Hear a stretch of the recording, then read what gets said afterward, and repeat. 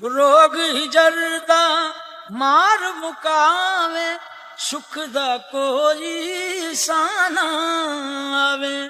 दुख लाउंदे ने दिल विच डेरे, चारे पासे दिसना नेरे। दुनिया विचड़े नहीं परवा दिलदार ना विचड़े, किसे दा यार ना विचड़े। नागन वांगू डंग दियां रातां, पतझड़ लगदियां ने बरसातां।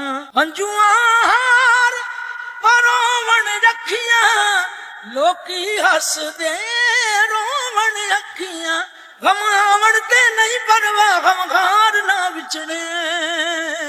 इस तो डांडा दुख ना कोई प्यार ना विचड़े, किसे दा यार ना विचड़े।